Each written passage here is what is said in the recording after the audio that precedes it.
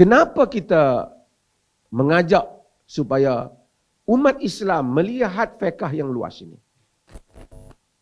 Kerana dunia ini berubah sejak dahulu. Imam-imam itu selepas mereka wafat, mereka mewarisi pengikut, khususnya mazhab yang 4. Dan pengikut itu juga mempunyai ijtihad mereka kena melihat kerana an-nusus mahdudah wal aqdiyah mutajaddidah. Nas-nas itu begitu very limited, tetapi kejadian itu tidak pernah terhad. Ia memerlukan satu ijtihad kesimpulan hukum, melihat hal-hal yang berlaku. Umpamanya, tadi Pak Moderator menyebut tentang zaman COVID solat. Itu memerlukan satu ijtihad semasa itu. Kami di Perlis semasa mengeluarkan pandangan awal boleh menjarakkan sembahyang, first kita tutup masjid Jumaat. Itu ramai kata ternyata sesat sekali apabila menutup masjid.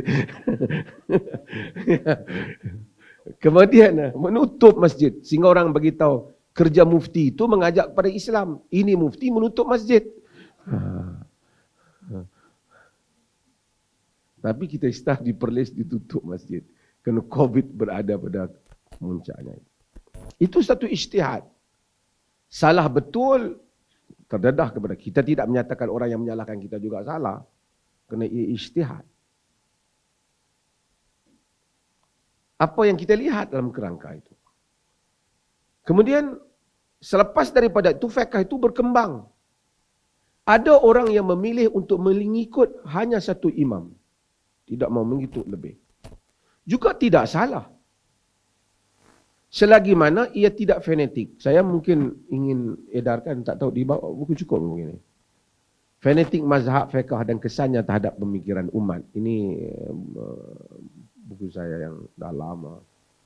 Tapi fanatik itu apa? Fanatik itu bukan mengikut mazhab. Tapi fanatik itu enggan berubah, enggan menerima pandangan yang lain sekalipun ternyata dia pada dirinya sendiri, bukan pada pihak lain, pada dirinya, dia jelas bahawasanya dari segi dasar-dasar, kalau di Indonesia, ataupun dalil-dalilnya, ternyata bahawasanya pandangan dalam mazhabnya itu sudah tidak tepat. Tapi oleh kerana saya, mazhab ini, saya tak akan berubah. Saya bagikan 10 dalil, 200 dalil, tak berubah saya. Kerana saya, bukan soal dalil, soal saya tidak mau berubah. Itu fanatik.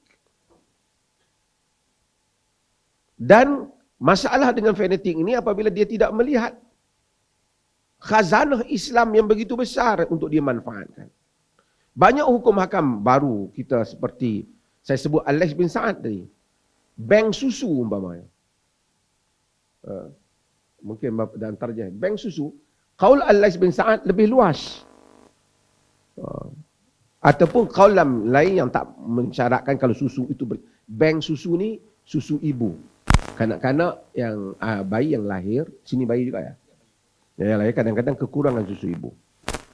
Nak diberi susu jadi di dermanya tabaruk susu kepada hospital, dikumpulnya susu. Sebagian mazhab begitu ketat sehingga nanti jadi anak susuan. Menyebabkan di Malaysia seketika tak dibenarkan kerana takut jadi anak susuan. Biar anak kematian, jangan anak susuan. Kita di Perlis berbincang untuk melihat kaul yang lebih luas dalam hal ini. Hukum pencampuran susu sudah tak diiktiraf lagi sebagai anak susuan, beberapa kali susuan. Dan kalau Al-Laits bin Sa'ad itu, hendaklah disusu secara terus, baru dianggap anak susuan. Maksudnya keluasan fiqh itu membolehkan untuk umat Islam itu sendiri hidup. Tidak meninggalkan dalil. Tapi cuba memahami dalil daripada perspektif yang berbeza-beza.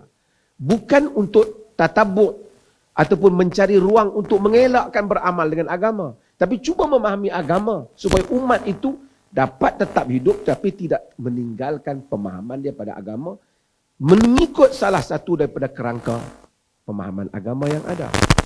Kerana ia banyak.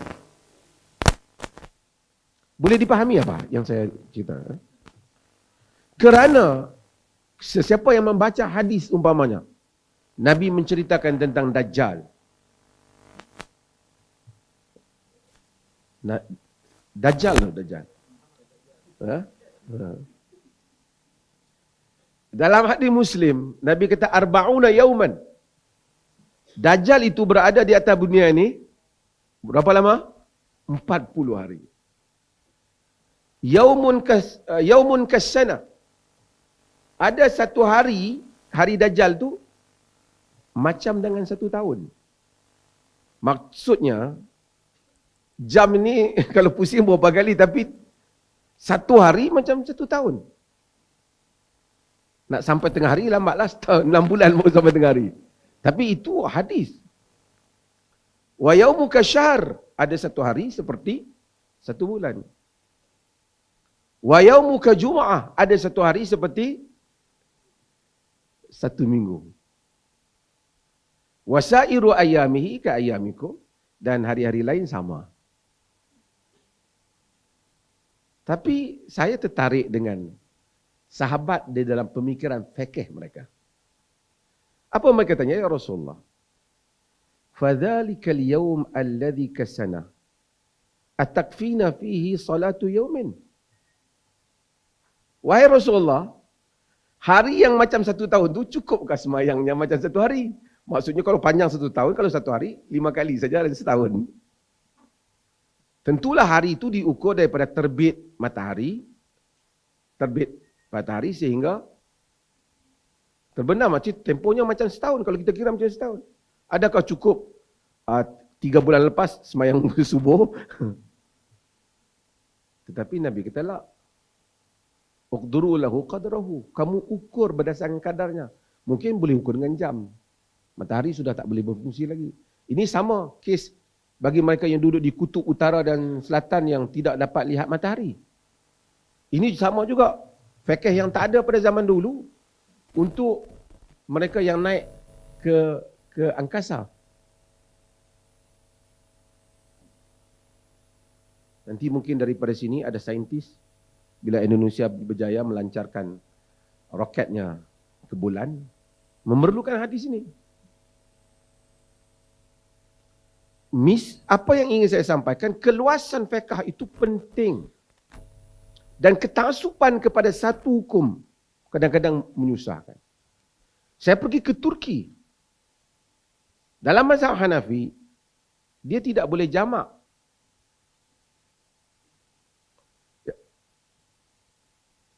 Jamak qasar untuk musafir.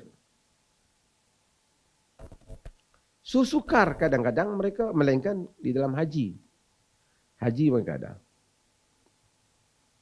Jadi, bila mereka daripada Istanbul, mufti dia beritahu, sekarang kita pun kena amal mazhab lain juga.